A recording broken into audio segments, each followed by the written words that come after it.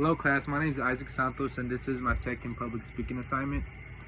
The book that I chose to do was Do It Anyway, The New Generation of Activists by Courtney E. Martin.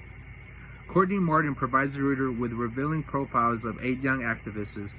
Martin digs behind their actions to uncover what motivates these young people to devote themselves to making a difference in the world.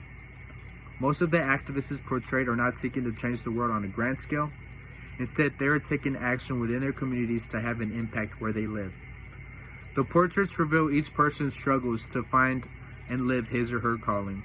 Martin describes the false starts many of the individuals experienced on their way to finding their cause.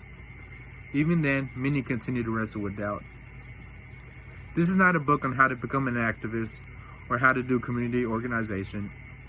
It is a volume of human stories of people who care about how people use their lives for the common good.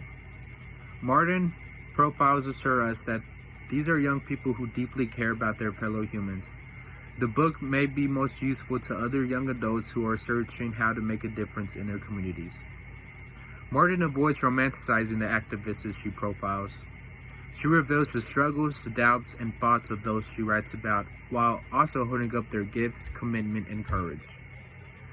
One of the quotes that I found interesting about the book was this one. The legacy that these activists carry with them, to one extent or another in the 1960s era, activism that has become so iconic and in some ways distorted in its constant retelling. Vietnam War protests, civil rights marches, Black Power, and feminist struggles have been resurrected in the word, image, and emotion for decades now, creating a sort of super activist standard to which activists of later generations inevitably compare themselves.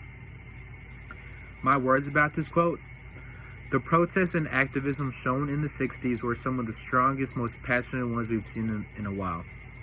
They really set the bar high when it came to trying to make a world a better place. Generations now, like mine, look back at that era and are inspired by the events and the people who stood up for what they believed in. A real-life example that connects to this quote: I, myself, heard stories from my grandpa about how he took part in some of the civil rights protests in the 1960s. Hearing it firsthand from him really inspired me to help try and make the world a better place than what it is now. For the past month, once every week, I get help from some volunteers I know, and we clean up the environment. We go around and clean up each other's neighborhoods by picking up trash. Even though it does not make a huge impact on reducing the pollution in the world, I believe if we all do little things like that, then we can make a huge impact on the amount of pollution humans produce. Do It Anyway, The New Generation of Activists by Courtney E. Martin.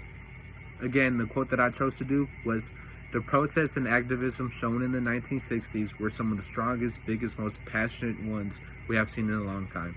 They really set the bar high when it came to trying to make the world a better place. Generations now look back at the era and are inspired by the events and the people who stood up for what they believed in. Thank you, class, for listening to my second public speaking assignment. Have a good day.